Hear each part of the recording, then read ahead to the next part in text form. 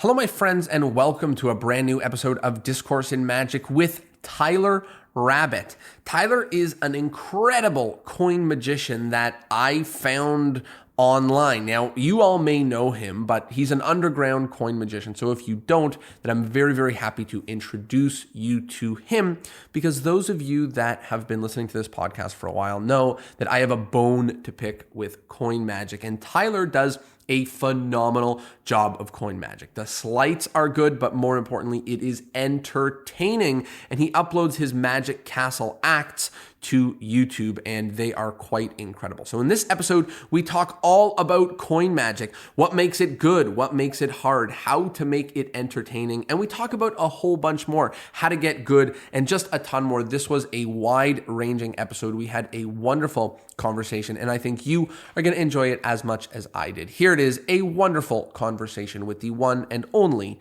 Tyler Rabbit.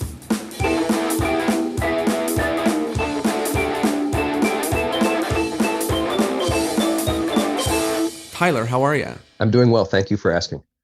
I am so pumped to have you on. And we were chatting a little bit before we pressed record that I've been watching your stuff online for a couple of years. And as people who've been following this podcast for a while know, I've got a bone to pick with most coin magic. And I find yours to be incredibly entertaining and fooling. And I'd love to maybe talk a little bit about why and how, both selfishly, so I can maybe do some coin magic that's actually mediocrely good at some point, but also maybe to help unpack a little bit more of this frustration that I have with it from the perspective of somebody who I think has made it to the other side.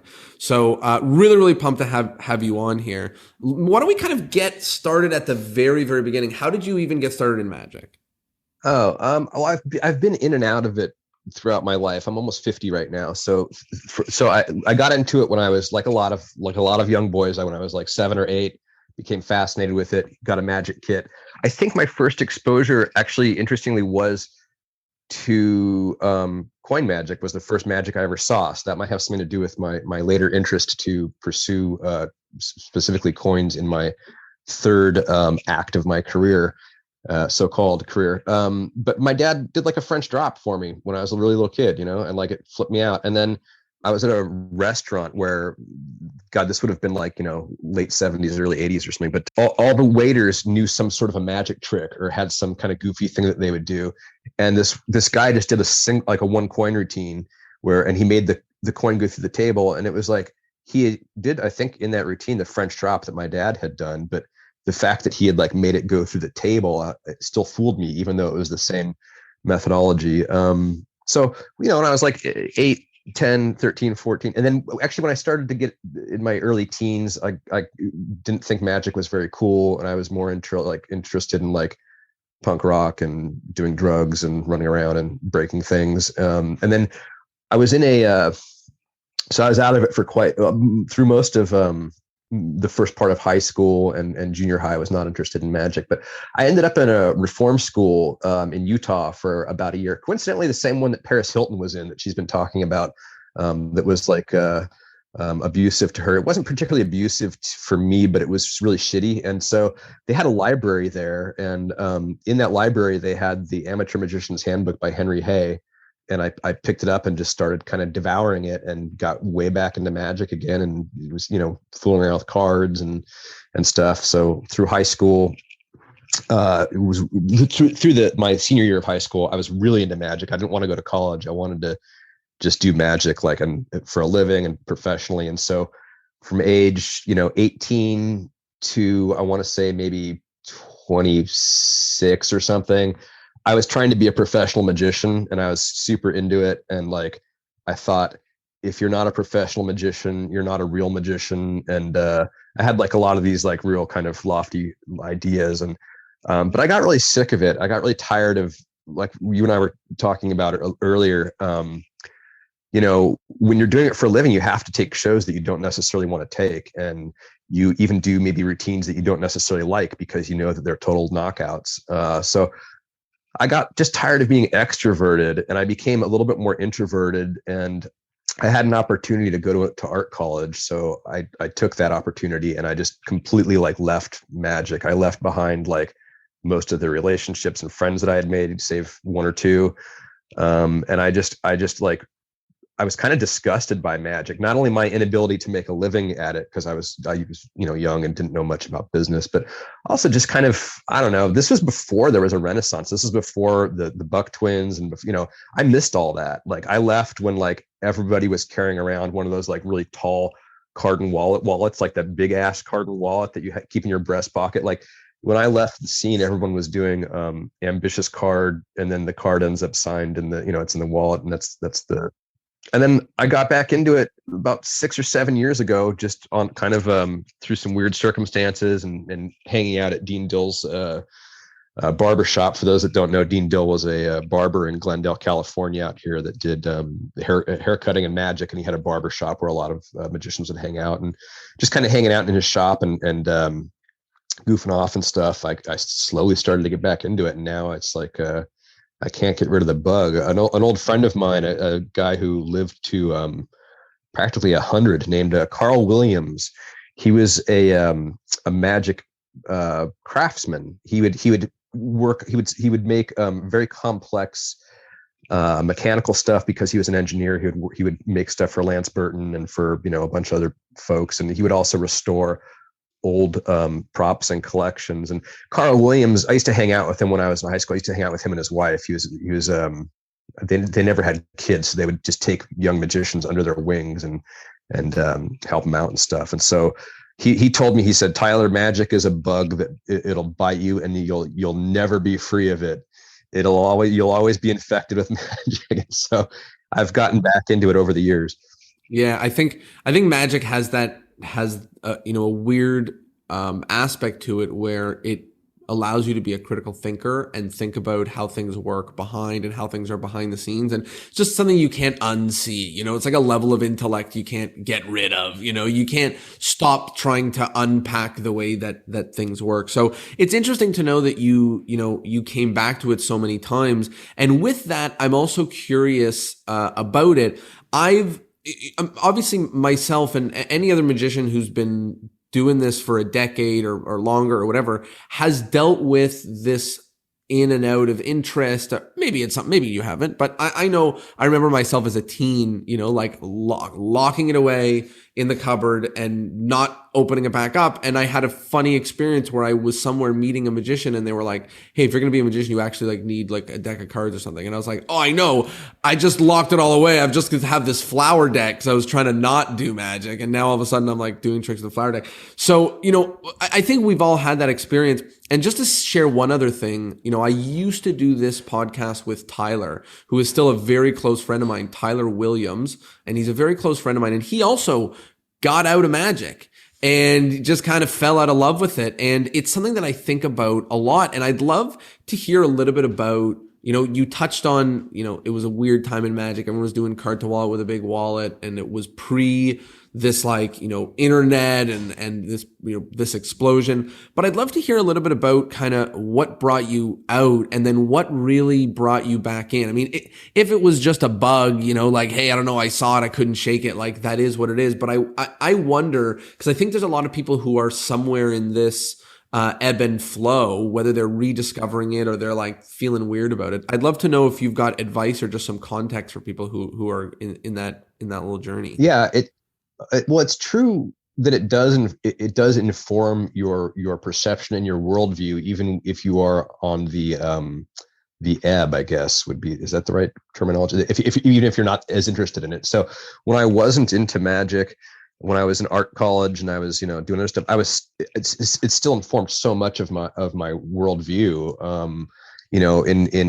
As a freshman in high school, reading Amazing Randy books and being a skeptic, and that's still a huge part of my personality and the way that I look at things. And you also begin to see just how easily people's perceptions can be manipulated, whether it's visually or psychologically, and it can tend to make you a little bit jaded, I guess, but also kind of aware of like how deception works, because we're all using deception for fun, entertaining things, but there are people that use deception for other things, like selling things and political means and misinformation, disinformation. So it really did inform my view. I think you're right about that. As far as advice, do you mean like if somebody is kind of fallen out of it and they've lost a little bit of their interest, how would I suggest that they get it back, or what kind of advice?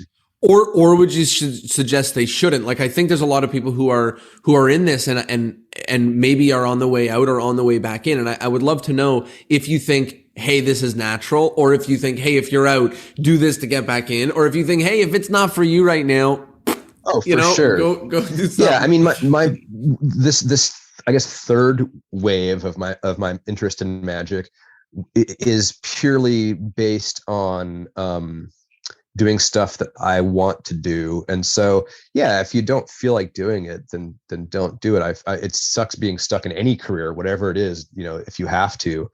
In my day job, I do animation and visual effects for TV shows, and I'm enjoying it a lot right now. But I did go through a number of burnouts where I just, I was like, God, I would rather do anything else. There was a time about 8 years ago when I was very seriously considering and looking into being a fish and wildlife officer of all things, just because I was like so burnt out on sitting in front of the computer and doing animation and visual effects. So I don't know. I mean, I think if you have the luxury of not doing it or doing it, certainly that's great. But if you don't have that luxury, it's kind of hard. I mean, it's easy to tell someone, oh, just switch careers if you're not enjoying it or whatever, but it's baked in. It's a little harder to do. Right. So I have the perspective of having a not very successful magic professional actual working career. So I have some advice, but not much on that. I listened to your interview with Ben Seidman.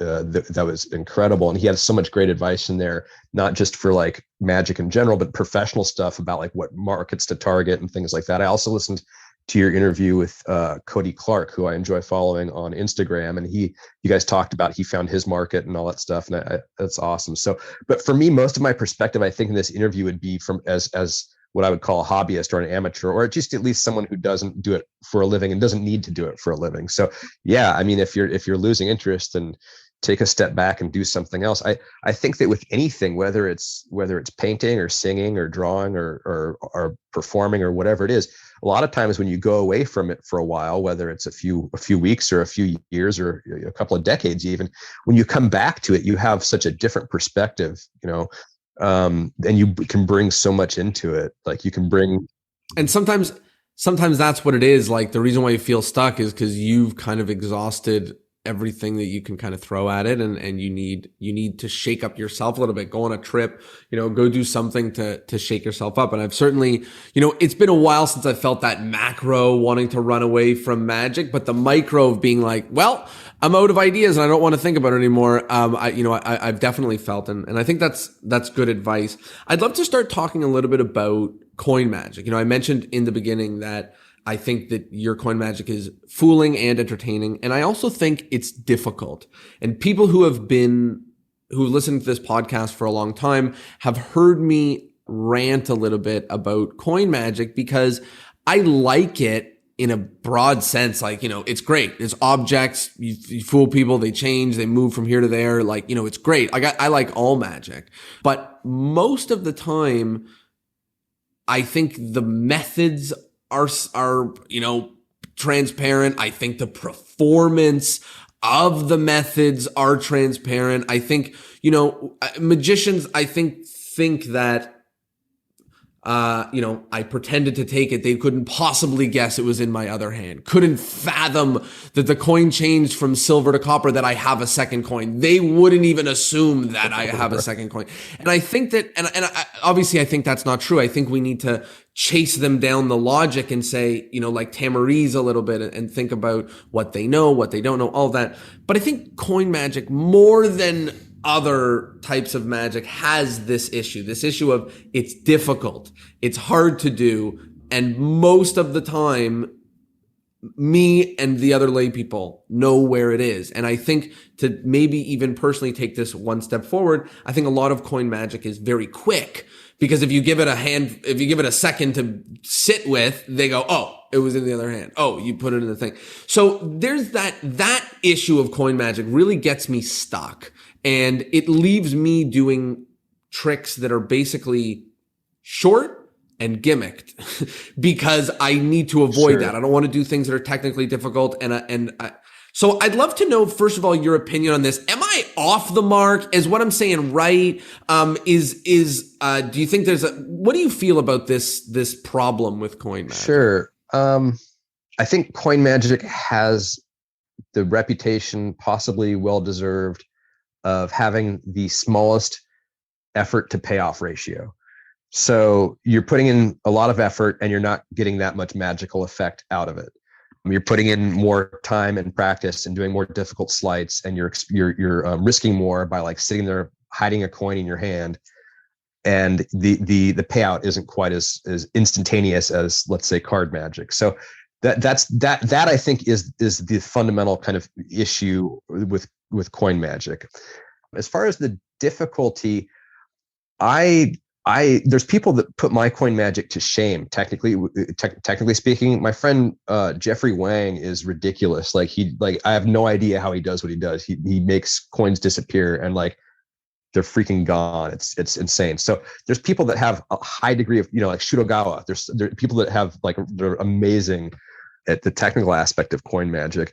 Let me back up a little bit. When I got back into magic about 8 years ago, I was watching YouTube videos, and I was watching Penn and Teller Fool Us, and I was thinking like, well, I would never get back into magic, but if I did, what would I do?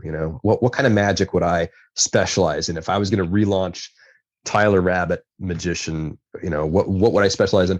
And like most of us, I fell in love with Darren Brown's work, and I was like, that is freaking cool. Like Darren Brown is fucking God. So I was like, I'm going to be a mentalist. I think I'm going to be probably a mentalist. And then it occurred to me that to be a mentalist, you have to have a pretty good memory and be proficient with math. So I was like, okay, let's see, what are my other options here? So, and I had always enjoyed coin magic, and people kind of knew me a little bit for it, and I had learned a lot of stuff personally from Dean Dill. So I kind of chose it, and it also goes back to what you were saying about how people can fall out of magic because they go, well, like you said, there's no more effects, or like, I've kind of exhausted my interest, and I think that is very true of magic, like where you can lose interest because it's an extremely limited art form. Magic is a really, really limited art form compared to other performance arts and other, object making type arts. You have a pretty small set of stuff to work with comparatively, but there's also something that's kind of fun about that. It makes you put on blinders. And so it forces you to really dig in and try to figure out different variations and different, I think sometimes creatively standing on the edge and staring out into an abyss of possibilities can be very intimidating. So there's something that's actually kind of fun about saying, I'm just going to do magic and concentrate on that. But then to make it even smaller of a focus, I decided to focus on coin magic just because it would seem to be really limited. It would seem to be more limited than cards. I mean, cards, you can do double lifts, you can introduce mentalism into cards, you can do counting tricks, you can treat the cards as objects that appear and disappear, like one of my favorite tricks, the Invisible Palm Aces by Paul Harris, and based on Open Travelers by Jennings. So whereas coins, they basically appear, disappear, and change into other ones. And that's seemingly about all there is, really. But so I thought, wouldn't that be fun to like really, really challenge myself to like, what else can I do with coins? And speaking of Paul Harris, Paul Harris is a genius. And he was, it's so much of the stuff that he came up with when I was, in high school and magic, in my early 20s and stuff. I did a lot of his stuff. I did Invisible Palm Aces and Reset and a bunch of his other stuff. And Paul Harris is not a technical. I mean, he's really good at sleight of hand. Don't get me wrong, but he's not a technical virtuoso. Like the stuff that I learned from the videos that I would watch was he would take standard sleights, but he would do really interesting things with them and introduce strange concepts with them. And so for me, most of my sleight of hand is actually just straight out of Bobo's coin magic book with a few variations. There's a whole thing that I missed, like edge grip stuff. I do some of that for Instagram, but not really in real life. And there's this whole I think his name is Braden Wolf, that has this particular concealment method that a lot of people use. And I missed all of that. And I think it's really cool, but I mostly just use stuff from Bobo's. So for me, the innovation comes, yes, kind of like in the sleights themselves, but I think that the sleight should be in service to the overall concept and plot of the routine. And so you can think of, if you start there, then you really do have limitless possibilities. You can, if you want to talk about I don't know, anything, relationships, or like, traveling, or, you can incorporate that concept into coins. So there's a couple things you said there that really, really click with me. I mean, the first is, I think what you said about that effort to, impact a ratio for coin magic feels really, really true. And it's kind of like, you got to work. You can work a little bit hard and get an okay result, or you can work really hard and get a good result. Right. And yes, you can also get a great result. But with card magic, like, honestly, here's the invisible deck. Go do the presentation. Just go do the presentation. It's done. It's done. And like with coin magic, even if you can comfortably do it, it's still not even natural. And you're like, oh my goodness, naturalness, it really is unlimited. So that part of it really, really resonated with me. The other thing that, listeners will know is we visited this idea of limitation breeding creativity. Good, great. I think it's a good concept for anybody to know, like one book, even if it's the wrong subject with bad material, you locked in a room with that book will be better for you than staring at a library of infinite books. And you like, it's just better, right? So I love that aspect. I don't want to belabor talking about coins, because really I'd love to talk shortly about the putting together of the presentations. I think that plays a big role in why the magic is strong. But I would love to talk a little bit more about it, about a case for coin magic specifically, because I'm going to say I need more, in your argument of limitation, because, okay, I could limit myself to do magic with shoes or horseshoes or something. Now, if the answer is just like, you love coins and you want a limitation, that's cool. But is there something else to you that you think is innately awesome or special or great about coins? And the answer can be no. The answer can be, this is something difficult. I love to do it. Like people who do shuffle work, like it's just really difficult. And it's just difficult, right? So like the answer can be no, but I would love to know, is there something you think innate or based on its simplicity? Or, I was thinking to myself, because there's only so many things you can do with a coin, the audience knows that too. So the fact that it changes and you can pull it off is that much cooler than an ace changing to a 2 when you have 51 similar cards nearby. So is there anything like that you think really does make it stronger, or do you just like it better? Yeah, as far as well, first of all, yes, it all comes down to just personal preference, and I just like it. It feels good. I like the way coins feel in my hand. I like coins just as objects better than I like balls too. I love multiplying ball manipulation stuff too. But there's just something that very solid about them. And in my act, various versions of my act, I start out by saying, that there's something about coins, the heavy steel, the finger musculature involved, the heavy lifting of all the sleight of hand.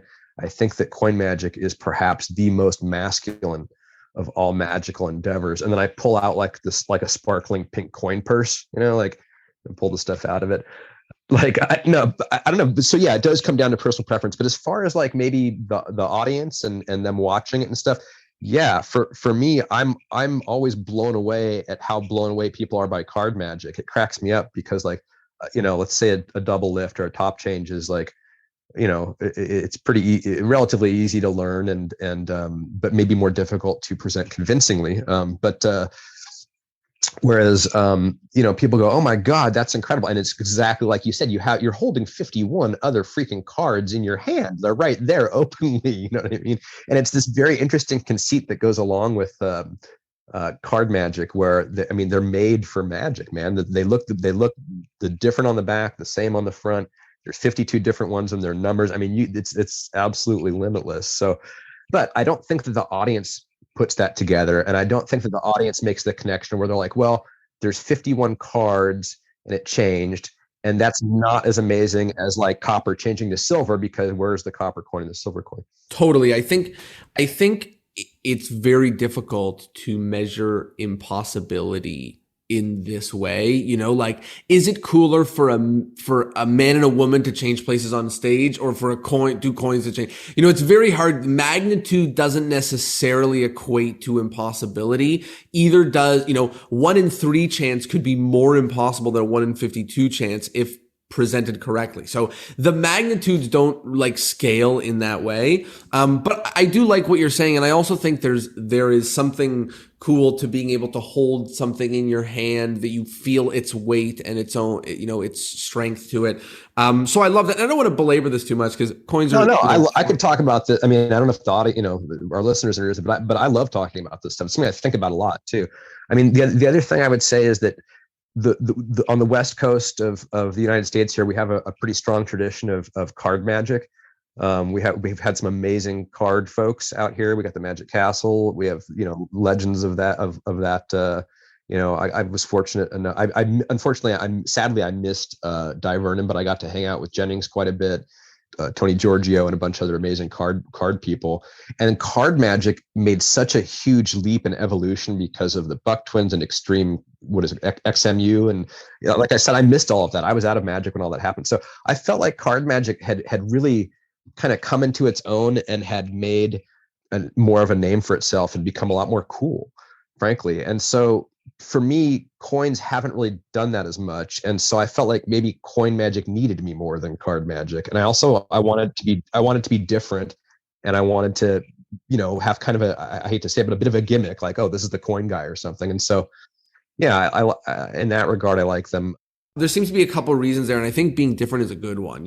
I like to joke with Ben when we do shows together is, when we're trying to think of a new trick, we come up with our own thing and it's crap, and then we have someone else's thing which is like good, right? So it's always very hard to be like, no, let's go with our own, right? Like, let's do our own crappy idea and not somebody else's. And one concept that we stick with, and I always say to remind him, is like, whatever it is going to get really, really, really sharp, and eventually, like, I'd rather be doing a thing that I created than a thing that somebody else created at the end of the day, when it all is said and done, at the end of the day. So kind of similar to be like, hey, I'm going to spend X amount of time or years just fuddling around with this. Like, let me fuddle around with the thing that may end up with me doing something unique, special, different, make an impact, all this different stuff, instead of the area where I'm probably going to stumble upon the same thing that Vernon stumbled upon, but 40 years ago or whatever the case may be. And that's a good enough reason to fiddle with a new prop. And Joe Rindfleisch said something really brilliant about creativity, which is, he said, creativity is the thing that happens when you sit with the problem long enough. Mm-hmm. And I thought that was interesting. That sums up everything we've been talking about. I mean, that's a great way to phrase it. Yeah. Yeah. So I think that's kind of what it makes me think of, which is the time and the place could have directed you to coins, and then the rest is just you deciding that that's the problem that you're going to sit with. And I'm pumped about it because I think that you've done some things with coin magic that are quite different. I'd love to unpack some of them right now. I think the first of which is entertainment. I think because there's so much technical ability, maybe I don't want to corroborate the two things, but because so much technical ability is required, the best coin magicians, the ones that we know, are the ones who are entertaining. Yes, the technical ability is there too, but it's the ones that can hold court with a coin or 2 coins or 4 coins or something, and it's making it entertaining because it's so easy to get lost in head down and all that, even more than card magic. So I'd love to know what makes coin magic entertaining, or what kind of goes through your mind when you're trying to make your magic in general. It doesn't need to be coin magic, but just to make your magic in general entertaining. Oh man. Going back to your interview with Ben Seidemann, he said something that I thought was great, and that is that, like, just his advice was cut every single stock line out of your act. And you guys were talking about how if that forces you to, like, actually come up with your own jokes. So I don't do exclusively only just my coin magic, because I wouldn't consider myself a magic creator necessarily. I like creating content. I like creating acts, but the tricks themselves, I'm not much of a creator. I've come up with maybe 3 or 4 relatively original ideas in my life. For overall effects, of course, there's I try to innovate with sleights and with things like that. But as far as the tricks themselves, some like I'm doing wild coin now to open with, and that's by no means my routine, but I'm trying to add some stuff to it. For lay people, when you perform for lay people, you can use stock lines and stock tricks, and they think you're a magic genius who is the funniest person in the world. And there's people that do that and they do well with that. And for me personally, a lot of the reason why I do magic is for my own personal enjoyment.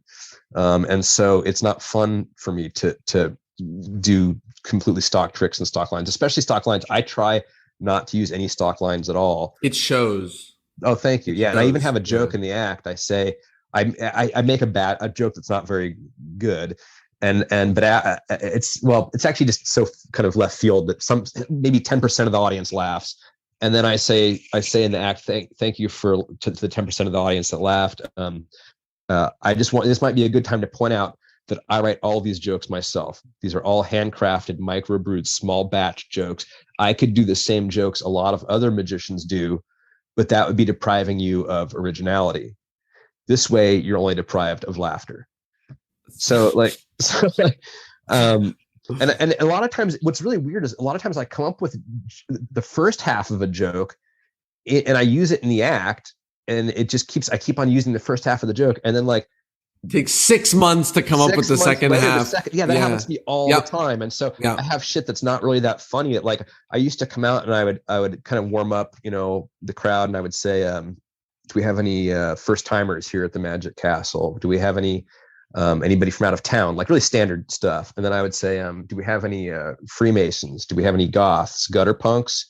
And then I start talking about how and then I would say, oh, I was into goth, but then I lost a lot of weight and I was into health goth, and then I put the weight back on, and now I'm into outdoorsman goth, where I wear like real tree camo, and people would just be like, what the fuck is he talking about? It didn't get a laugh or anything at all. And so I got booked at the castle, but I kept doing it because it made me laugh, and I thought it was kind of funny and a weird warm-up thing. And also it kind of introduced people to the idea that, okay, this guy's humor is kind of offbeat a little bit. So I got booked at the castle I did a week there about 2 weeks ago. And the morning of my first performance, I came up with the rest of that joke, and it's so much better now. I say, I don't talk about me at all. I don't talk about like, oh, I used to be into goth and blah, blah, blah. I say, are there any goths, any gutter punks? And I say, is there anybody here who is in metaphysical spiritual form only? And inevitably somebody will raise their hand, and I very solemnly say, thank you for crossing over to be with us, sir. And then I do a final, just pan across the room, and I go, okay, is there anybody in the room who is invisible? And I just move my head across the room looking for an invisible person. And sometimes people will say right here, but I'll ignore them because they're invisible, Right. And so the second half of that joke came to me the morning of the performance, and then I segued and I go, okay, final question: who wants to see some close up sleight of hand magic? Let's go. And then now we're into the act. So there's a whole bunch of stuff that I have like that, where it's just like, it's interesting. What I'm inferring so much from this is that you are having fun, or you are out there kind of pleasing yourself, and with that the entertainment is because you're having a good time. And if you tell the first half of a joke for 8 months, but you just wanted to say the thing, and you just say the thing, until you come up with the other half, that may be part of the entertainment bit there, is that you're not focused on oh, what's the right thing to say? Or, maybe not a ton of pressure for you. I don't know. Is that a wrong inference? No, absolutely not. It's great to have a place where you can just fuck up and fail. At the Magic Castle, there's a cellar area where anybody who is a member of a magician member of the club can do impromptu magic for anybody that wants to watch it. And it's these are sort of open mic areas, and I love performing for them in those areas. It's just a total blast, because you might walk in and see oh, there's John Armstrong doing something, or oh, there's Max Maven trying out a new thing, or you might walk in and see someone who can barely do a palm a card. And so I just love that. And it's not on the schedule. It's not booked. There's rules. You have you can't go longer than 20 minutes. And that's it for me. That's my place where I go to develop stuff and to fail sometimes, and work on jokes and things. I had this this thing that's in my act where I would, again, one of those jokes where I did the first half forever and then the second half came to me much later on. I would like kind of brush off the table and I'd say, oh, sorry, there's some glitter on the table. And I would pick up the glitter, imaginary glitter, and turn it into a coin. And I would say the glitter is on the table because the previous performer does this thing where he rubs glitter face makeup all over his face, and then he rubs his face all over the table. It's some kind of high art, performance art thing. And that was the joke. And then I would get kind of a laugh. And then like months and months later, I added to it, oh, and I'm the previous performer. And then like that now it's an actual joke. So yeah, it's good to have a space where you don't have to like have material or stuff that kills, every time. You don't want to like abuse your audience or be like a needy performer or something. But yeah, I think it's okay to. Is there any advice you have about, I know we're talking about entertaining, you're talking about finding a space to suck or to try things out. But one thing, and this may be the wrong language around it, but I think that I don't want to say your magic is slower, but I want to say you take your time with, with getting in and out of these effects, inside of them, obviously if there's beats there are, but I feel like that's maybe something that differs your coin magic. You actually spend the other half of the time focusing on entertainment and not just on wow. Can you talk a little bit about that, or if there's something that you're doing there intentionally? Sure. No, I think I just like talking a lot. And also I have to do like at least 15 minutes and no more than 20 when I'm performing in the close-up gallery at the castle. So there's that. But I think also, like I said, I'm almost 50 years old. So I do enjoy doing magic for Instagram. I do enjoy watching quick tricks. I think there's nothing wrong with that at all. I don't think that the internet or Instagram or Instagram magic is ruining magic or anything like that at all. I think it's great. For me personally, though, my background is just like actually in, performing in real life for people that are sitting there and willing to pay attention to you for a little while. So I wanted to talk about a subject in magic theory that I struggle to talk about. There's like essays to try to articulate this. So I may fumble a little bit through it, but I'd love to unpack it. And that is this idea of pseudoscience magic. Now, I don't know if that's the right term, but I'm going to unpack a little bit. I'm going to throw around a couple names. And the first name I want to throw around is the Jerks.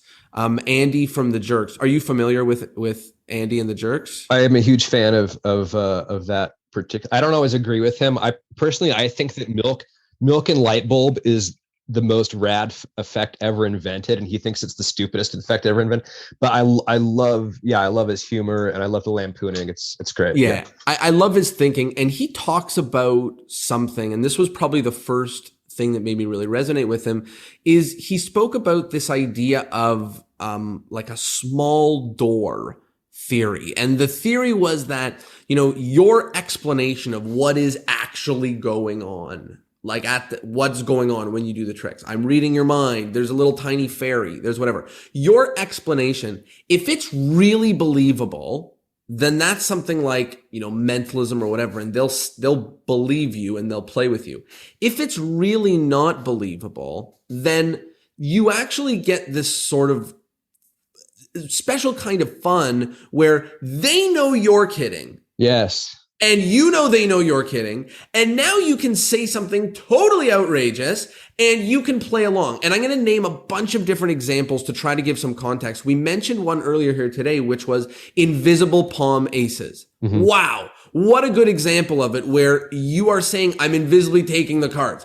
Yeah, sure you are. But they can play with you, and all of a sudden it's actually happening in the real world. And you recently uploaded a video on an Instagram or something of, after a magic Haslack, someone looking to see if there really was a secret space portal, in the table. And again, the way they're checking is they know it's not there because it's silly, right. But you gotta push because there's no other way. And what goes on is this paradox where the spectator knows what the magician's saying is not true, but also knows that what they saw is not possible, and they have no other explanation but that thing that's not true.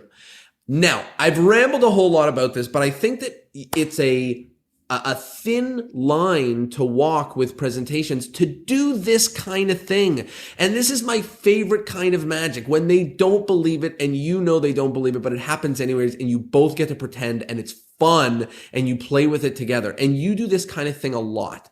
Yes. So I'd love to just kind of ask you for how you do it, if you have any rules, how you kind of do this kind of thing where you can play with an audience in this pretend world where you're not claiming something super outrageous, or if you are, it's tongue in cheek, so that you can both play together. I hope what I'm saying makes sense, and you can chat about this a little. Yeah, I think you're getting what you're talking about kind of what you're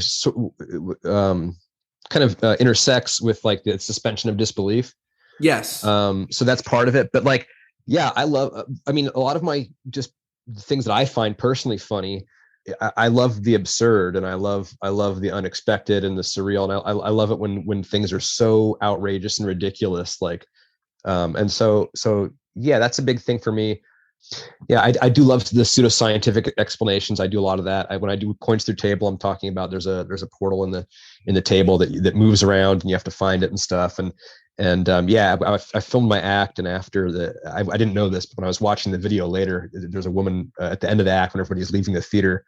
There's a woman that actually checks the table for herself, which I thought was kind of funny. That was great. It was like just kind of an afterthought, and like you said, I think she probably knew that there's no trap door or a interdimensional portal, but she still just wanted to like stroke the table a little bit. So that cracked me up. Yeah, I don't know. I mean, it's a matter of personal preference. One of my closest friends in magic, Jackson Ridd, who performs at the Black Rabbit Rose out here, he and I just had a conversation about he's really shifted his whole focus in magic. He's becoming like totally a mentalist, and he's a good sleight of hand guy too. His teacher was a friend of mine named Steve Silverman, who was a fantastic coin guy. So Jackson is a great sleight of hand dude and a good magician, but he loves mentalism, and there's something to him that's satisfying about presenting it as it's completely real because he believes it. So he believes to some degree in psychometry. I think that's the word where you can pick up an object and tell who touched it or who, what its history is. He to some degree believes in that. So that gives him kind of the fuel to present it as if it's real when he's performing it. When he does that type of magic, I think the people that are interested in that type of thing, they probably connect to it, and it doesn't require a major suspension of disbelief because they're already kind of predisposed to it. And he likes working with that. And it's great. He's, fantastic, good for him. And also when he and I were discussing this change in his approach, the first question I asked him was like, well, are you enjoying it? Is it fun for you? Is this what you want to do? And he's like, absolutely 100%. So there's that. My approach, I guess, is slightly different. I like lying to the audience, and I like them knowing that I'm lying to them and I'm saying something really nutty, and like hopefully they see the magic, and they have no other explanation for it, but they know that the explanation that I'm giving is bullshit too. And yeah, I do enjoy that a lot. I think that's a lot of fun. How do you play with the maybe this is too much or too weird of a thing to talk about, but how do you play with either coming up with that weird nutty thing or the level of nuttiness that is silly? Like, I don't want to say these 4 jacks are the 4 firemen, that doesn't satisfy this. It's also weird if I say, like in 1994, there was a study of, no matter what I say, like if I say it like that, right. Like I mean it. So is there rules or levels or anything that that allows you to say, this is the right kind of nuttiness, or this is too nutty, or this is not what the nuttiness that I know I'm using the word nutty, but hopefully it makes sense. Yeah, level of absurdity, I guess. If I'm understanding what you're asking, I think the audience will tell you. I think if they just have a completely puzzled look on their face and they're like what are you talking about? Then you've gone too far. But if you get a laugh out of it and people seem to appreciate it, then it's okay. In terms of coming up with stuff like that, that's just kind of comes from me internally. Like I just I'm attracted to stuff that's a little more like I don't know, Rick and Morty or something, I guess. For lack of a better thing to compare it to, really. Cool. Yeah, that's helpful. I think the whole concept of I want to say something so silly that they know that it's silly and we can both play in that universe together, is the thing that I'm trying to articulate. And I think I don't know.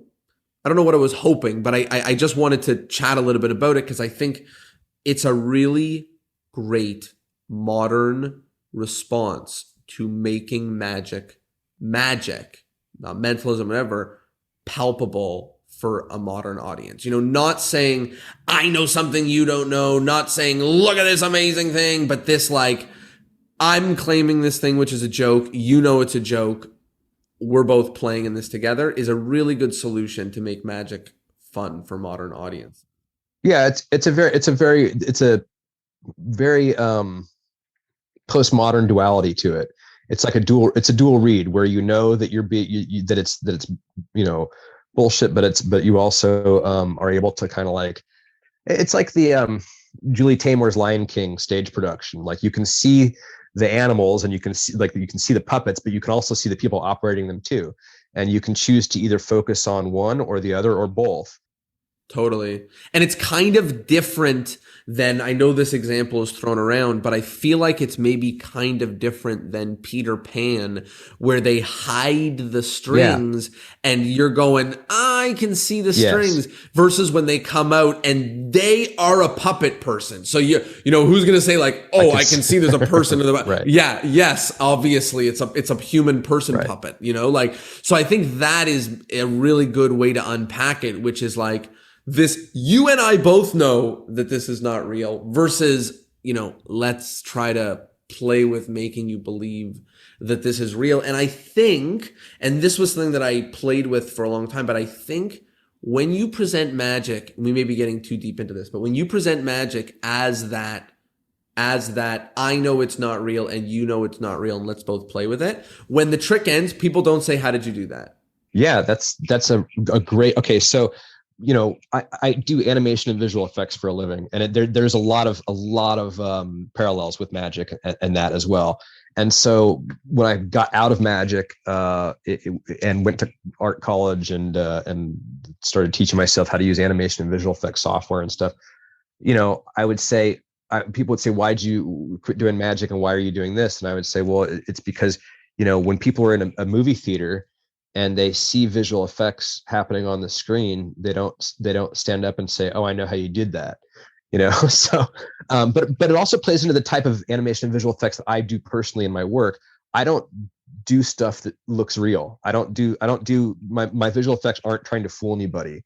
It's not the high level of stuff that you would see like in a big blockbuster movie where you don't realize you're watching a visual effect. It's the type of animation and visual effect like where you absolutely know that it's computer generated. And so there's a certain level of honesty in that. And also that allows people, I think, sometimes to enjoy it more. So there's kind of a parallel there, I think, with the magic.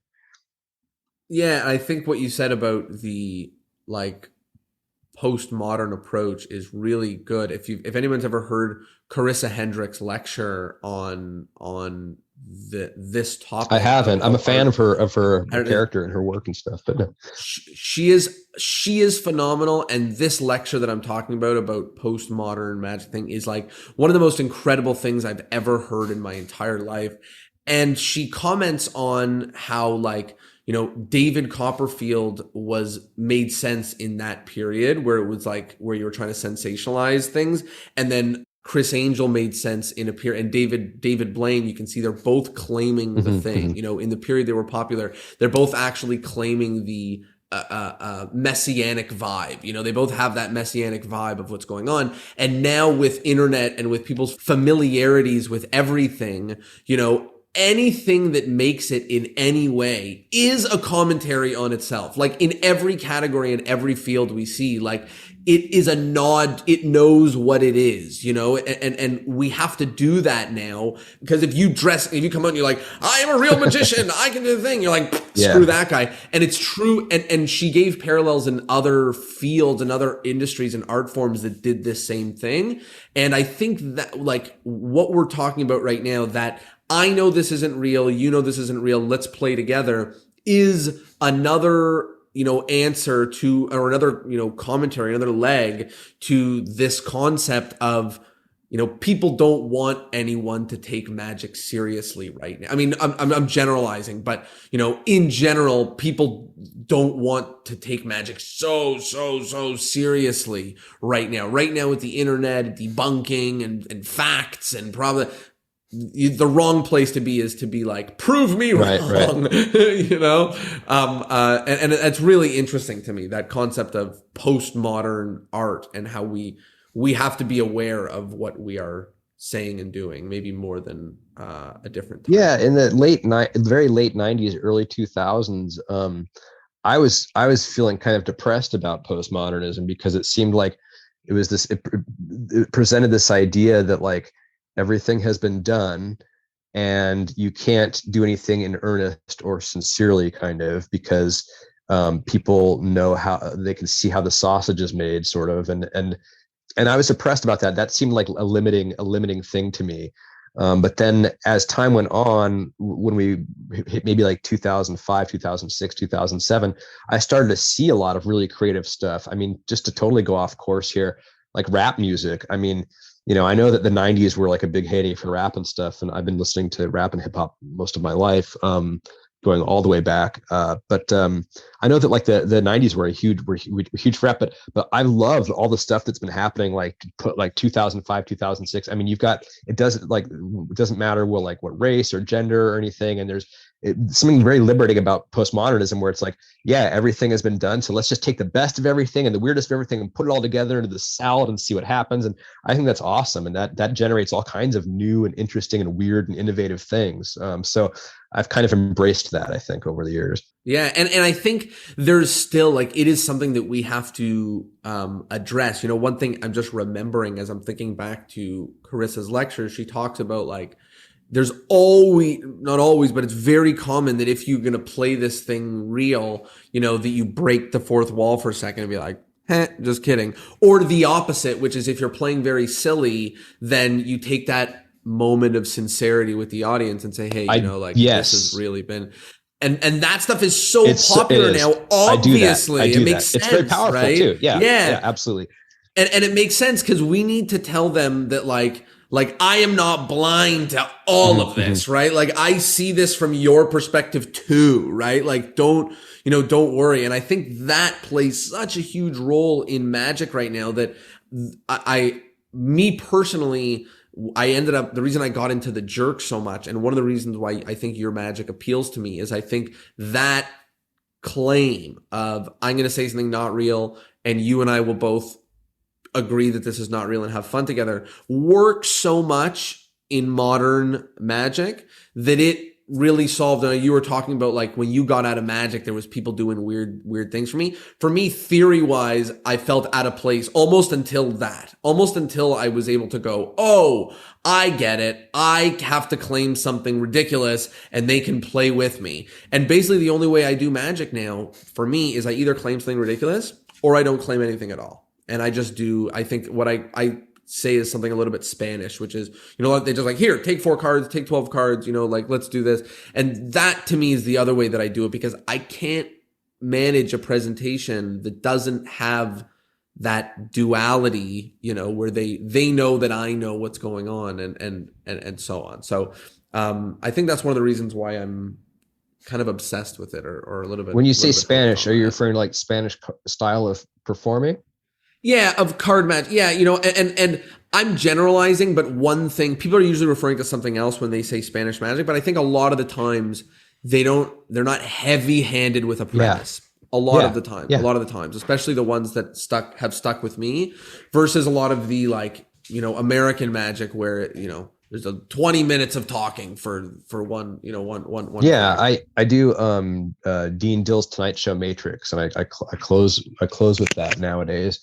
And I used to present it like this thing where, wouldn't it be great if we could all go back to moments in time that we really liked, or whatever, like, not time travel, but what if you could make like a mental snapshot and return to that And then I would do the routine, and then for those that don't know, there's a backfire at the end. It's a matrix, and then you pick up each of the after the 4 coins all converge. You pick up each coin individually and vanish them one at a time, and then the coins you end up back underneath the four cards. And then it was like this illustrating this idea of like, back to this moment in time, the snapshot where we're all here in this room. And it I didn't like it. It didn't work. I mean, like and so now after a lot of like irreverence and stupidity and stuff, I actually talk about Dean Dill, and I actually talk about how I learned the trick, and what an influence the dude was on me. And I make a joke now, because it's been almost 7 years since he died. I say, I tell the audience who he was. He was a barber that a lot of us magicians would hang out at his barber shop, and he was one of the best coin magicians I've ever seen. And unfortunately, sadly, we lost Dean about 6.5 years ago. We took him to the mall, and he was last seen headed through the food court to the pretzel stand, and people start laughing, and then I interrupt their laughter and I go, "No, seriously, he died." And then they go, "Fuck!" So then it's almost like they don't know if I'm being sincere or not. And I go, "No, seriously, he really did pass away." And like he was a big loss for all of us. And whenever I do this routine, I like to keep his memory alive, and do the routine justice for Dean and stuff. And that is sincere. That's totally from my heart. And I think people can sense that. And it's a gimmick, and it's an emotional hook after being irreverent, and it's a signal that, like you said, like, okay, I'm not just totally this like kind of asshole that doesn't take anything seriously. Like here's a little emotional piece of me. And I close with that, and people, I think they feel it. I think they feel, at that moment when they all go back. I'm doing it to music now, so I'm not even talking at all when I do it. And at that moment when they all backfire and go back, I get gasps, and people just fucking lose it. And I think, I get what you're saying. I mean, I do think that if you're presenting something seriously the whole time throughout the act, and you break the fourth wall too many times to do like little asides, it can ruin the suspension of disbelief. But if you do it a little bit, it's good, because then they know, like, oh, this person isn't trying to insult my intelligence by making me think that they can actually bend metal or whatever it is. And I like what you said. That's a really good observation, Jonah. That the opposite is true. And I guess that applies to me, is if you're doing a lot of irreverent, silly, over the top, like, not over the top, but just like, it was designed to be, surreal, outrageous, funny, silly, pretend, like all this different stuff, like being able to hit it with 10% or 15% of the opposite, to let them know that, like, I actually am a real person here. Like, I guess another thing that's sitting with me is like, one thing that's true now that wasn't true then is like, you really want the person on stage to be human and be like, now it's just so true. So I think, I love some of the lessons coming out of this. And one of them is that you do need a little bit of the yin and yang with this thing, where you can be silly, and that there is a lot of benefit in the modern time to present your magic in a way that is, you and them both know that it's ridiculous, but also taking some time for the sincerity or for the realness makes a big impact. And those two things working kind of against each other really helps and adds some dynamic, to a show potentially. Yeah, and I think that that it being okay to add some sincerity, that kind of came with later younger generations, like where there was like this whole like kind of everything during going back to like late 1990s, early 2000s, everything was like ironic. Everything had to be it was like you couldn't take anything seriously because it kind of wasn't cool. And like there was sort of a jaded skepticism about everything during that era, at least from my perception. And so I think that the idea of like post irony is fascinating, where you can simultaneously be doing something ironic and tongue in cheek, but it also is true too. And I think that kind of screws people up from my generation, where they don't get that. It's not a very modernist approach to things. It's like, well, I'm joking, but I'm not, but I am, but I'm not. And there's some truth in the joke, but it's also a joke. And I love that. I've always loved that type of thing. And I would credit like the younger generation for kind of making that what I would call post irony an actual thing. And I'm very comfortable in that. the person who's bouncing around in my mind right now, who everybody should watch because he is, and I think overall one of the most important artists in the last generation, is Bo Burnham.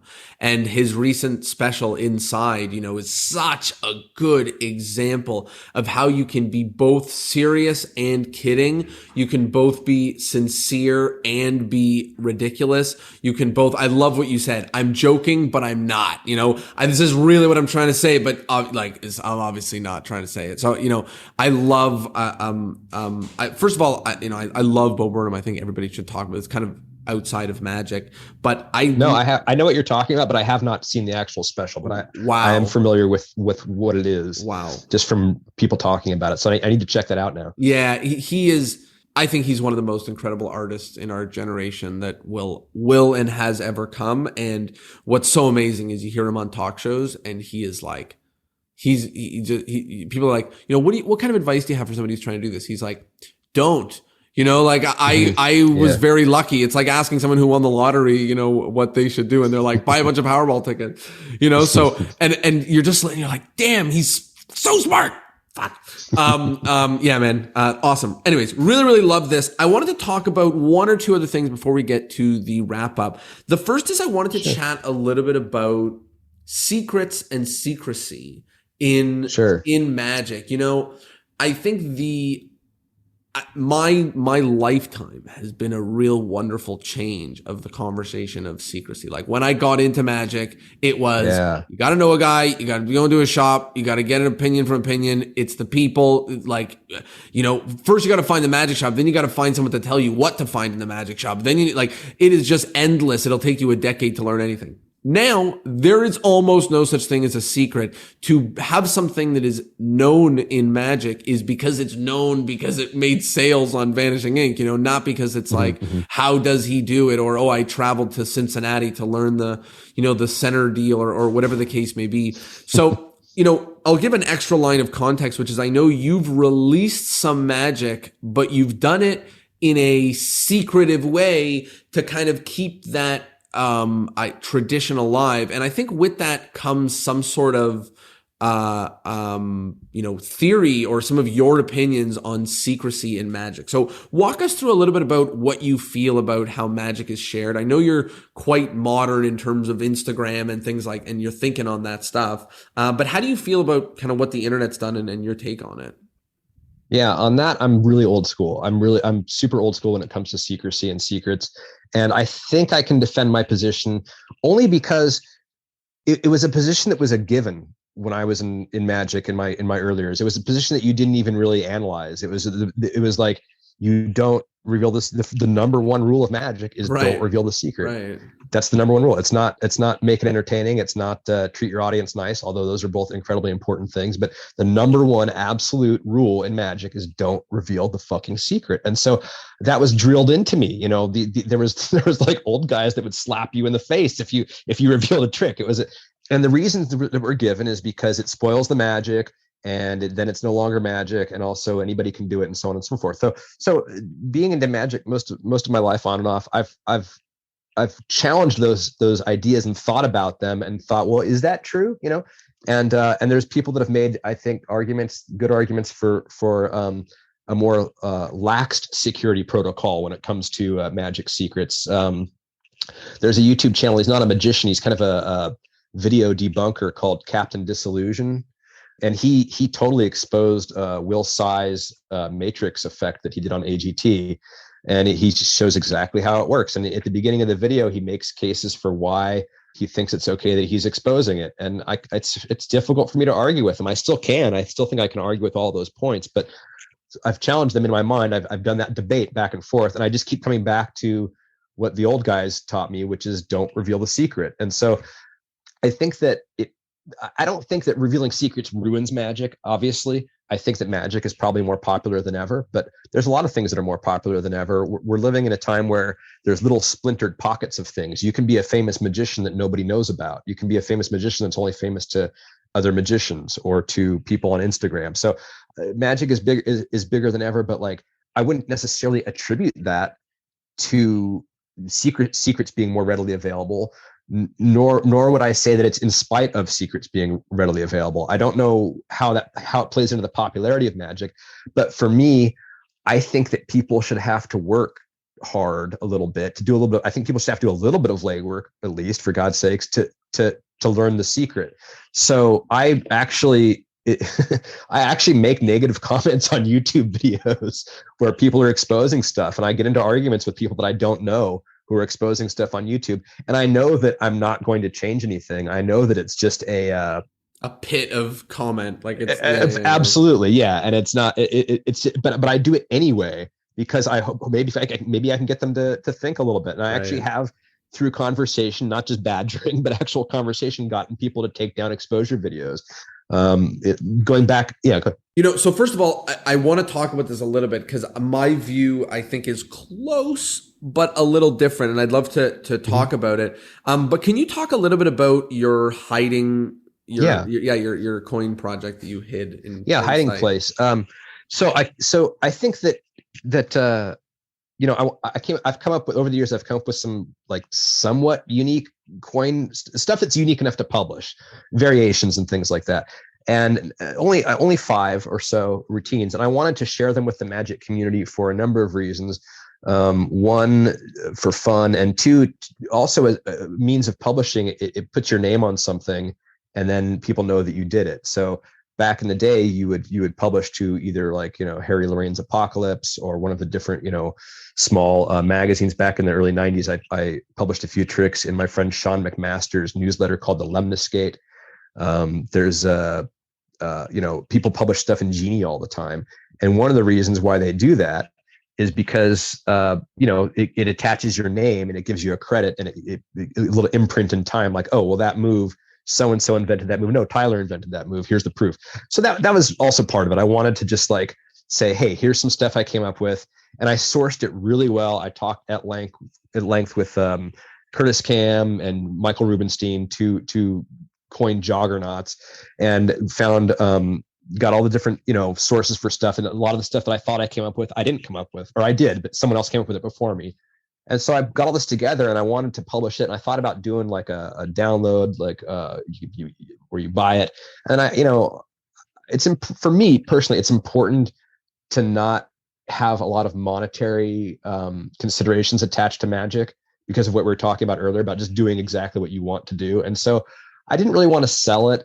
I felt like if I could make like $50,000, yeah, I'd sell it. But it didn't seem like it's something I would really want to sell.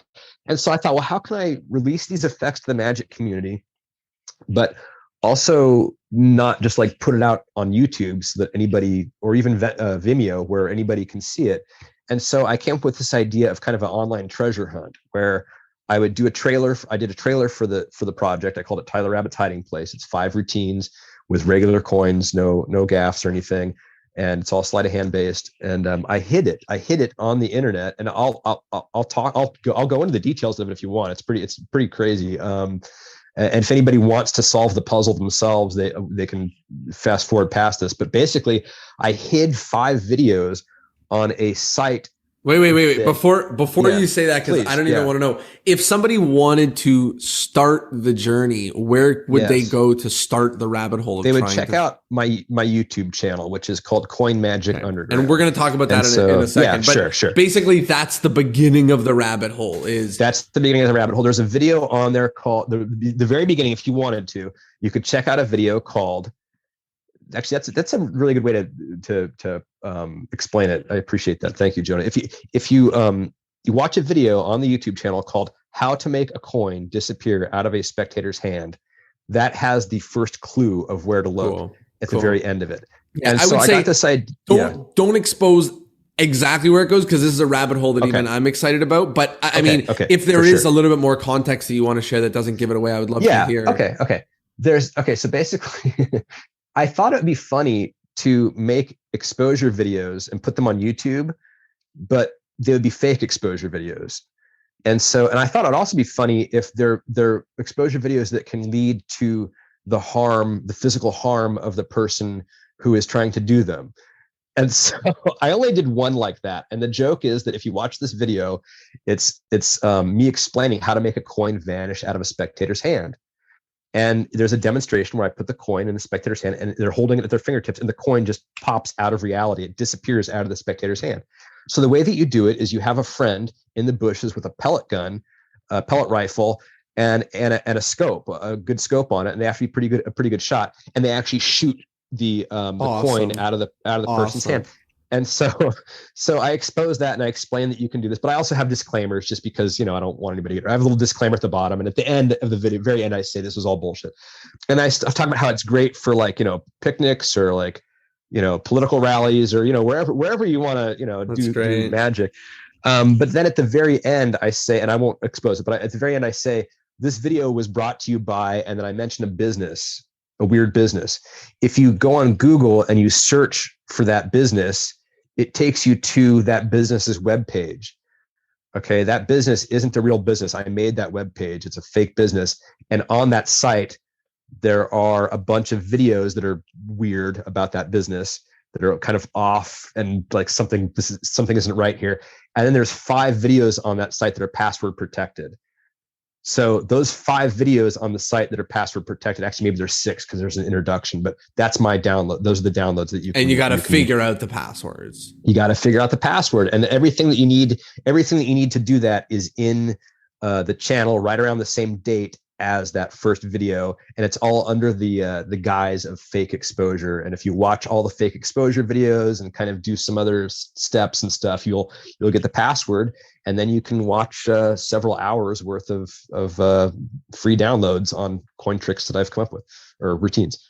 There was one person that solved the puzzle in 5 minutes, and I was like, holy Jesus, wow, that's incredible.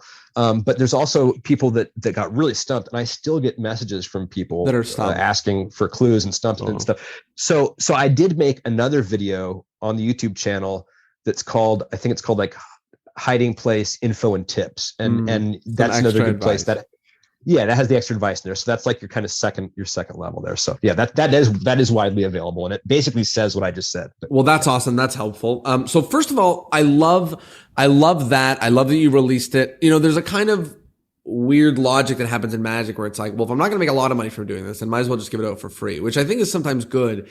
And it's cool that you're able to make a statement with the way that you hit it in plain sight, so that those who want it can get it, and also that you're able to make a statement there.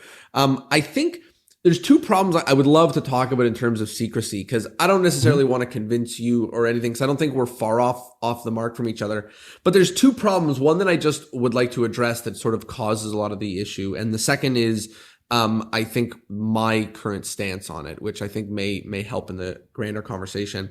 So I guess the problem I want to highlight is if a magician releases something, they want the most amount of people to know about it so that they can sell the most amount of it. But if the most amount of people know about it, then there's lots of exposure. So in the releasing of magic, you have to decide to do it indie and do it small and make not a lot of money, or make a bunch of money but know full well that there's going to be exposure, and especially if it's something that gets used a lot. So I think that, or even just exposure unintentionally by people doing it shitty too. I mean, that's something you have to accept, right? If you're going to. So I think that is one of the reasons which has driven that among the fact that that's the case because of the magnitude of the internet and everything has driven people to just say screw it. And that why we're here, and why the fact that there's going to be a certain level of exposure with 1 million views of anything, because a non-magician who is thoughtful is going to try to figure it out, because that's the point of it, is why we got here. And I think that is one half of why it's a solution, why it's something we're not going to be able to get out of by going, okay, no one give any secrets out anymore. Okay, everyone, let's not give it any secrets.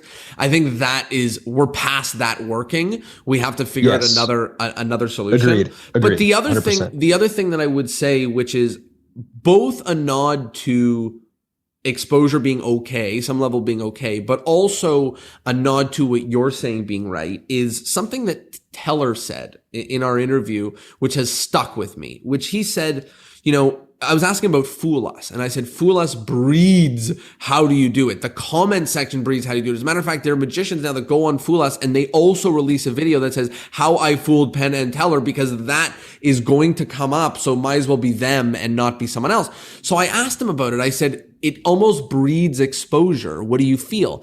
And he said, magic encapsulates all the parts of magic. And that includes being fooled. And it also includes the person spending 10 hours trying to figure out how the trick worked, or the person hearing a word and trying to unpack what it is and spending 25 hours fuddling to try to, and then, wow, I actually found it, and actually finding it. That is also part of the fun that is magic. Sure. And I would be inclined to agree with him. And with that, it makes my views of exposure be somewhere in the middle, which is like, I want anybody who wants to see a magic act and spend 7 hours on the internet thinking about it and puzzling about it and whatever, to be able to do that, and just because for me it's an internet and for my parents it was a library, you found literally the story of you going into an open source place for free and finding the information to get that you kind of had in the back of your head, but now you finally had enough of a bite to go and get, I think will and should continue to exist on the internet. And I can't see how that's not just going to be tutorials, and those who don't care don't go, and those who do care have to kind of dig and find it. That's my perspective. Is I'm kind of I don't think anyone I shouldn't expose your effect. I think we're both good on that. But I think there's just a level of exposure that's going to exist. And I think that's part of the fun of magic is all of the aspect. And that includes the X% of people that want to dig deep. And I think it should be there, but as a little nod to what you said, it shouldn't necessarily be so easy that the first video that's recommended with the Penn and Teller Fool Us is the tutorial, right? You don't want the AGT and the YouTube's recommendation to be how he did it. Like that, I think is toxic, but I think it being findable, or some level of some things being findable, is okay. I think it actually is okay. That's my perspective. I'd love to know what you think about that. Yeah, I think we're definitely way too late in the game to actually convince it to say, oh, let's just, not put up tutorials and stuff. And again, when I get into arguments with people online, it's purely just for my own amusement and my own I'm not trying to change anything too much. I think there needs to be a barrier. Now, what that barrier is can vary. So the barrier for before the internet was money, or time or energy. It was you would go to the magic shop and you would buy it. And that's still a barrier. That the barrier is okay, well, you can do this trick, but you have to spend the $5 for the download, or you have to. And so I wasn't interested in that barrier. For the hiding place project, I wasn't interested in money as a barrier, because I wanted kids or whoever that maybe doesn't have money to spend on it to be able to enjoy it. So that leaves the barrier of just effort and energy. If someone goes and they see if a layperson sees a magic show and they're blown away by it, they if they take the energy to spend, like you said, several hours online trying to look it up and stuff, I'm okay with them finding it. I mean, all these secrets were not all of them, but a lot of these secrets were publicly available in public libraries that anybody could walk into if they took the effort to do that. And so that effort was a barrier. I don't think that it needs to be a wall, but there should be some type of a barrier, I believe. Yeah. And I think there's a weird issue that comes up where I want there to be a barrier. Mm-hmm. But that often means that I have to go give 50% of my project to a giant magic organization who's going to give it the publicity and exposure. And that was what I was talking about with number one, with that first problem, which is that now I have to invent my own barrier. And what that means is I sell less. Yes. I'm okay with that. Yeah. And right. So if you are not doing it for your business and doing it for the fun of it and and all of those stuff, then you're in a fun place where make it password protected, make the password, there's a lot of people that have their Magic page hidden and it says what year was Erdnase, what year is Erdnase published. Yeah, that's great. Like, that's a great there barrier. you go. You're good. Yeah, like I'm if cool you can with get that. through that, Yeah. come and find it. I'm cool with but that. I think that's kind of that issue is like, now I have to decide, do I want to be ethical and hide it behind something where 30% of the people just won't get through? Or do I want to make sales and get the people who want this thing to get it?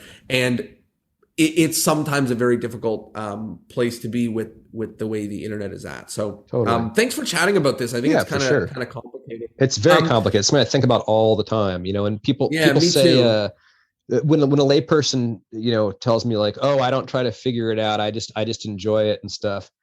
That's great and everything, but I like it when people bring their critical eye to the table. It's not true. Yeah, it's not true. It's not true. Well, right. Yeah. I mean, it depends on if they are good for them, but like, it's probably not true. If they are, then they are not watching the net. Right. It's like saying, I don't watch a movie to like know who the characters are. I just watch it for the scenes, and for the big stuff. Right. It's like saying I don't watch Marvel for the story. I watch it for the excitement. Okay, what are you doing? Zoning out during the logic? Like, if the card, you're like, I have a coin, it goes in my hand, it's not there. What are you, pretending the logic is not there? Like, you have to at least think about, even if you're like, I am not going to dig, it is only magic. Right. It is only a trick if you know that you don't know, what happened. So I think like everybody is trying to figure it out, whether they put in like, effort, go on Google or like look below the table. That's a different level, like whether they are seeking to get a solution, that is different. But the point of magic is that you don't know how it works. Otherwise it's just stuff. It's just stuff, right? It's not even, I don't know what it is. I wanted to maybe talk, before we get to the wrap-up questions, I wanted to talk about Coin Magic Underground. That's probably the YouTube channel that I discovered your stuff on. And you've been doing some cool stuff on there, from sharing Magic Castle Acts to sharing some really cool coin magic. Can you talk a little bit about that page and what you're doing with it? Sure. Oh gosh, I want to say it was 4 or 5 years ago. I quit using nicotine. I was a pretty heavy duty nicotine addict for about 25 years, smoking, at least a pack of cigarettes a day, and then moving on to, dip and snus and cigars and basically every form of tobacco. And I finally decided to quit. And as an aside, I was successful. I haven't had a nicotine in my system for since 2015. So, but during that time, I was going out of my head, man. I was like losing my fucking shit really, really hard. And sorry to swear so much, but I was going nuts, with withdrawals, nicotine withdrawals, and just psyching myself out. And so I just started I needed a project. And so I started filming myself doing coin magic here on this weird property where I live. I live on this kind of strange 45-acre property with some other folks, and there's a lot of just kind of weird structures and outdoor type stuff. So I just started filming myself, and at first I cropped my head off on a few of them because I was shy, and then I started doing more and more. And I was also honestly around that time kind of going through a bit of depression too, and I had this idea that like it's kind of abstract, but like this I was spending a lot of time out in nature. I was going off for like a few days at a time, camping and hunting by myself, and just like doing solitary things out in the wilderness, and just kind of calming my mind. And I started bringing coins with me, and there was something really fun about like doing coin magic for myself, just practicing fiddling with the coins out in nature. And I thought, well, what if there was like this place, a physical place called the Coin Magic Underground, and it's this mythical place somewhere out in nature where you can where anybody that has a few coins and a little bit of time to practice can like go and just kind of meditate or like do something with coins. It was a very really weird abstract idea, the idea of Coin Magic Underground being a kind of a mythical place. And then by the way, none of that comes through in any of the videos, really. This was just my own, it's just my own kind of thing. But it evolved from me like doing magic, in front of the camera, just for the camera. I'm also very interested in documentary filmmaking. This is a whole other thing, but I've been working on a documentary that has nothing to do with magic for quite some time now, too long. But I love documentary filmmaking. I love making little videos and stuff like that. So I kind of started to combine the two, and it wasn't just like me doing magic for the camera. I started doing like different series. Like we did the Cult Magic Underground series, where we went to 3 different restaurants in Los Angeles that were owned by new religious movements, sometimes called a high organization or a high demand organization, sometimes called a cult. And we would go to these different places and we would talk about the actual beliefs and history of this new religious movement, and then do some magic in their restaurant. And then the 4th part of the 4-part trilogy was me doing a stage show where I was. So I was going to ask you about that. So you did a stage show as a cult leader. Cult middle management. Cult middle management. Oh, a cult middle management. Yeah, cult middle management. And that was one of the most creative things I've ever seen in my entire life. Wow. In my entire life, that was one of the most creative magic acts I have ever seen. It embodies this thing that we were rambling about earlier, about this they know I'm kidding and I know they know I'm kidding, through the whole absolutely 100% act, the whole act, that it was just a riot. People were just laughing at just what was happening, and it was so good. I know we're in the middle of like a larger story about the Coin Magic Underground YouTube, but can you talk a little bit about that act and what you put together? Yeah, there? Absolutely. And I do want to talk a little bit more about the channel, because it's not just me. We have a bunch of other magicians on there too. Whenever a magician comes from out of town or something, I try to shoot them and get them on the channel. The the 4th part of the Cult Magic Underground trilogy was me. I did this act where the idea was, and my friend Erin Holt, who is not a magician but who is an actress and has a lot of kind of theater background. She worked with or maybe still does with a theater group called Sacred Fools theater group, and she's invited me to do magic there a couple of times. And one of the times that she invited me to perform magic on the stage coincided with when I was doing this Cult Magic Underground thing where we were visiting the restaurants, and I said, hey, I'm going to do like a cult leader. And I thought, wouldn't it be funnier if I was like cult middle management, where like I'm not the guy, I'm just like I'm just like a recruiter, this schlub that has to like go out and do what appears to be an inspirational kind of motivational presentation, but several minutes, 5 minutes into it, you realize that maybe you're being recruited, trying to, you're a recruitment target for a cult. And so I came up with this kind of like really positive, high energy character, and I wore a black turtleneck and like a medallion kind of thing. And it was like, it started off as like just this, and by the way, all the tricks were pretty stupid. A lot of them were just like kind of, almost, and that was the idea, was that like, the mirror box, I did a thing with a mirror box, and that's how I wanted it to look. I wanted it to look like I'm this guy that's not even really a magician necessarily. And that's part of that juxtaposition we were talking about, right? It's like they get it, right? Like they know what's going on. Yeah. And then, and so, and I would reveal that our group was called the Campaign for Ultimate Light and Truth. And as you may know, California law now dictates that when you have a collection box, you have to have a name of the organization on it. But we couldn't fit the Campaign for Ultimate Light and Truth, so we had to put the initials. And I turned around and it says Cult, CULT, on the collection box, which is just a mirror box. And so I just adapted like a lot of mostly coin stuff, but I adapted stuff. So there's a wonderful routine called the Macombical Prediction Deck, which was adapted by my dear friend John Lovick, also known as Handsome Jack, into a routine called Win a Date with Handsome Jack. And in this card routine, it's great, because just briefly, without going too into it, the effect is that you you predict what a spectator is going to pick. You predict what card the spectator is going to pick, and there's a duality to it because the audience is in on the fact that you're using a one-way force deck, but the audience member that you have on stage doesn't realize it's a one-way force deck. So you fan out these cards, and it's all the exact same card. And it's like, wouldn't it be amazing if I could predict which card you picked? And so the spectator picks a card, and it's like, okay, it's gonna match this one that I set aside. You're gonna be amazed. And the audience is like, ha ha. Obviously, it's because they're all the same card. The person on the stage has no idea what's going on.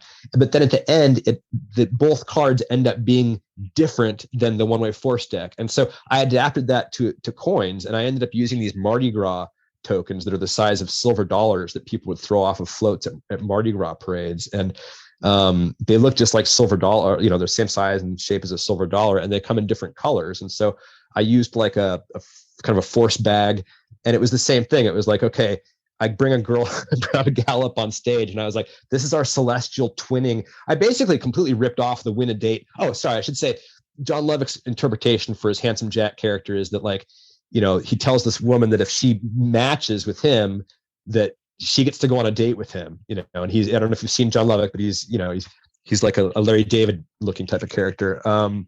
And I say that with all the love in the world. And so it's this hilarious thing where it's like, that she's being conned into like being forced to go on a date with him. And maybe it's politically incorrect now, I don't know. But so he's published that routine, and I also talked to him about it. So there was no, I didn't steal it or anything. But I changed it to, this is our celestial twinning ceremony. And if you and I get the same color matching, currency that we use on the property, then you and I are destined to be together, and you have to come up to the property, and you're gonna donate your car to our organization, and you and I are gonna be celestial twins. And so the audience sees that I actually switch all the different colored ones for all ones that are the same color, and I drop them into the bag, and then she reaches into the bag, and they're all red, and so the audience thinks that we're both gonna have matching red ones, ha ha. But then they end up being that they both match, and they're both green. So there's like a color change in there. So I basically just adapted kind of standard stuff. Like I did a thing where there was they get to choose which Kool-Aid flavor, because like the whole Kool-Aid thing and the Jim Jones thing. So they pick which Kool-Aid flavor they like the best, and I've predicted which Kool-Aid flavor they picked. It's in a goblet.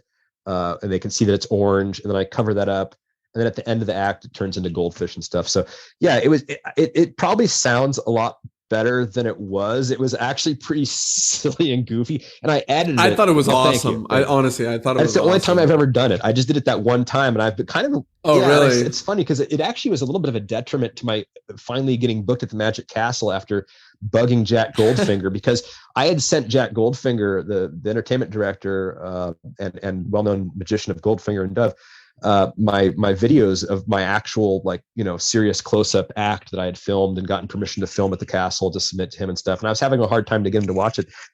And then I also sent him that for some reason, I was like, hey, I in the email, I was like, hey, I know you probably don't want to do anything like this, but I had fun doing this thing. Check it out if you want. It's kind of silly. And I know that Jack is also kind of a groovy guy that's interested in weird stuff personally. So I thought he would like it. And he actually did watch that. And so for about 2 years, he thought that was my act. And so I would run into him at the castle, and I'd be like, hey, what's going on?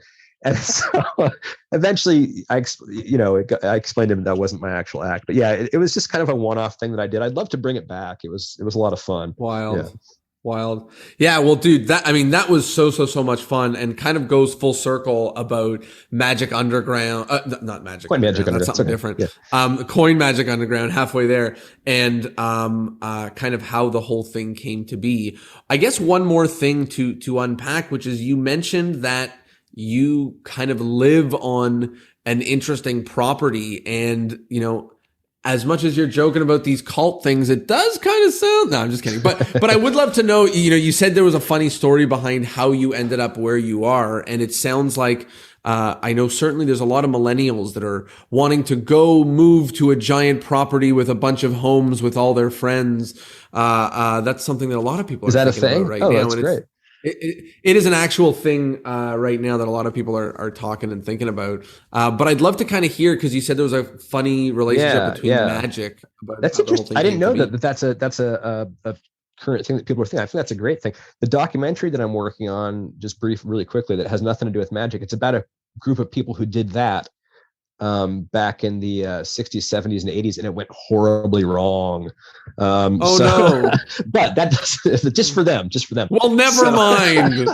but Never the place where mind. I live has never been a commune. It is a large property, and there are a number of people that live here. But as I like to say, the only thing that we've ever really done, like as a community, is try to keep the bears out of the trash dumpsters. So it's definitely not a commune.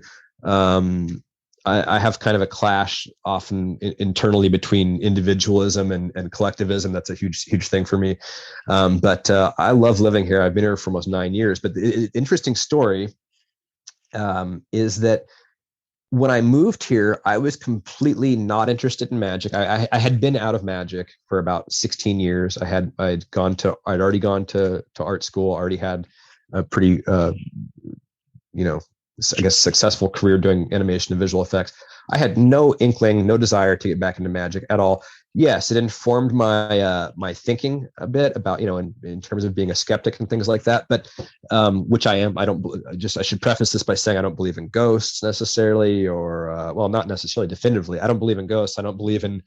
I work on the TV show Ancient Aliens. I don't believe in any of it. I think it's a great show. It's entertaining as hell. It's an animator's dream come true to do exploding spaceships and shit like that. But I'm a pretty hardcore, James Randi type skeptic when it comes to that stuff. So anyway, I just wanted to preface that, because I'm gonna tell you something kind of bizarre and almost paranormal here. So I moved into this property because I wanted to live someplace more rural and less, city oriented, and I wanted to be closer to nature and all that. And about 6 months after I moved here, and by the way, I should back up. This is such a trippy story. I have a hard time telling it, but this property was developed by a guy who was a lighting engineer.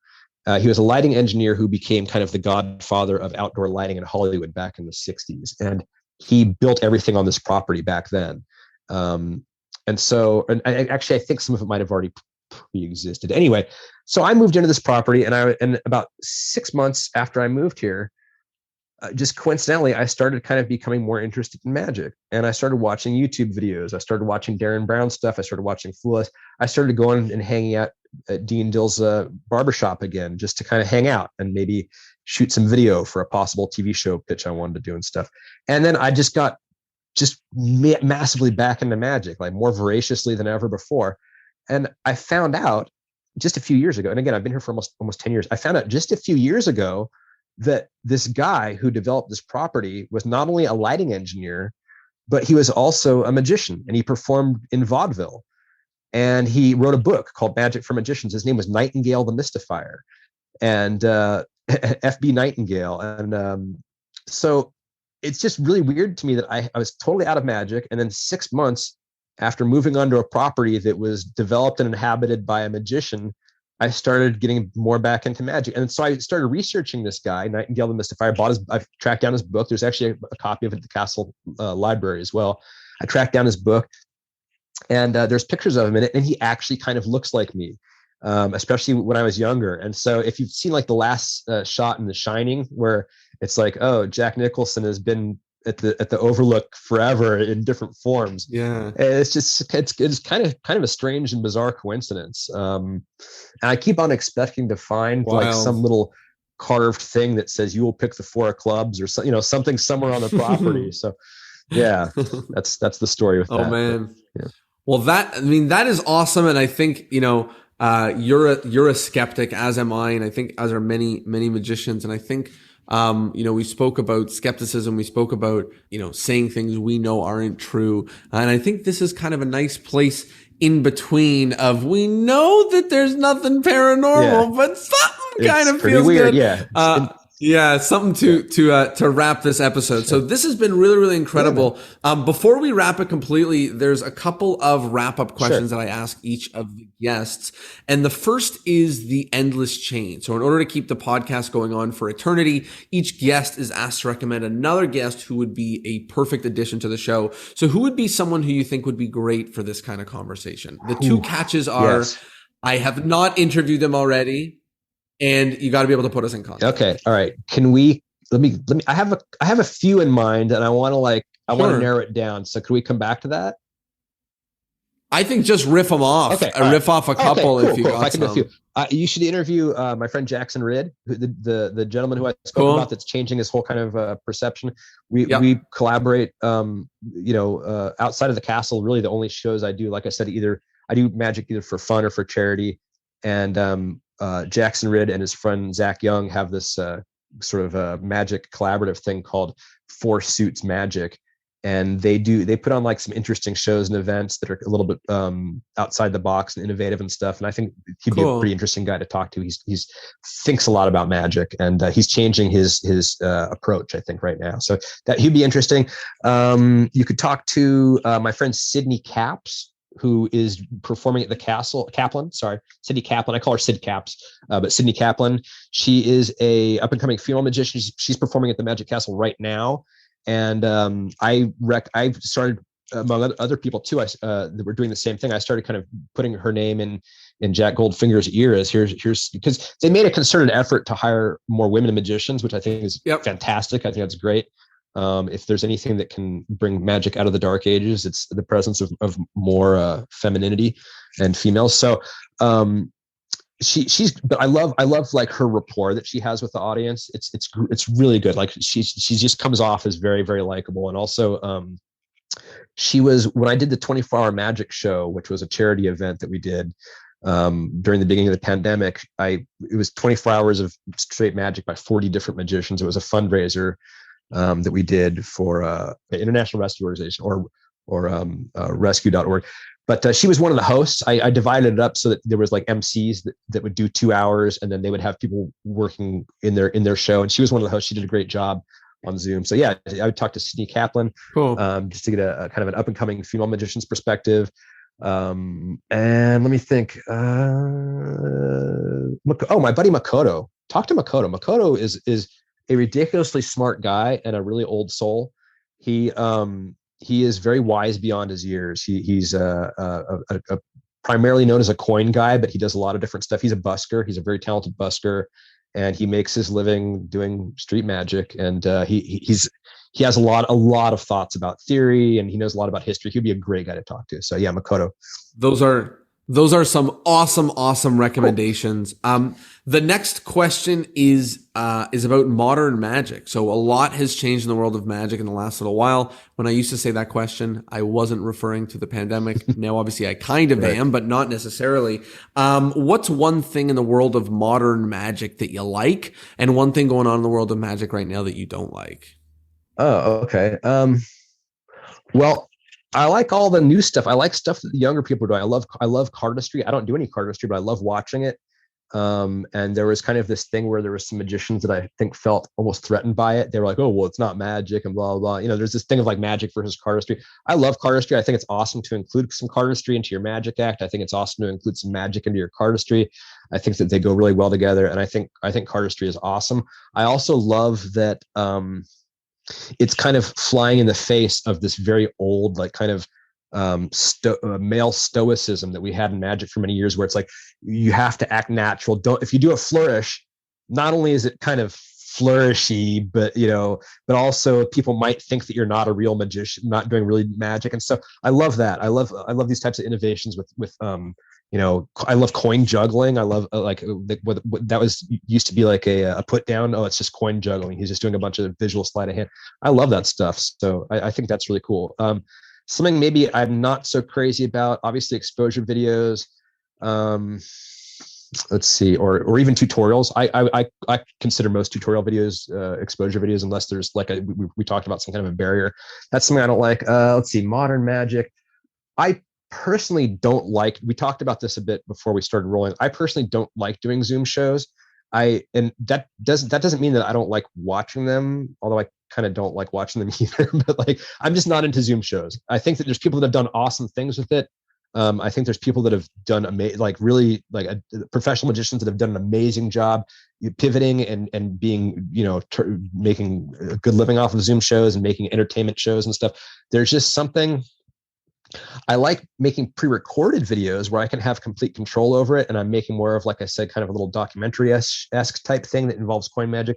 But just doing magic live on video, after trying it out, I just realized it's just not for me. I just don't care for doing it. There's something, I don't know why. I one of the reasons I do magic aside from my own enjoyment is because I want the admiration and the praise and the applause and the validation. It's harder to and when you have to unmute to get that, it's a little bit hard. So, yeah. And the last question is plugs. Where can people find you on the internet, and where can people find your magic if they want to solve some riddles? Gotcha. Okay, so there's the Coin Magic Underground YouTube channel. You can just search on the internet Coin Magic Underground, and that'll take you to it. The Hiding Place project is on there. Everything you need to know about it is on there. And there's a video that gives you some hints and clues about that. And then I have an Instagram that you are welcome to follow. The posts are almost they're like 99% magic. The story mode, I tend to get more into just personal stuff and politics and things that are going on and making jokes and being silly and stuff. But I always tell people, if you're irritated by my story, just mute it and just stick around for the post. I don't post very much on the story, but my Instagram is Tyler Rabs. So it's my name, Tyler, and then Rabs, Tyler Rabs on Instagram. And if you're a magician and you follow me, I will most likely follow you back unless you're a complete asshole. So just know that. So yeah, that's about all I got.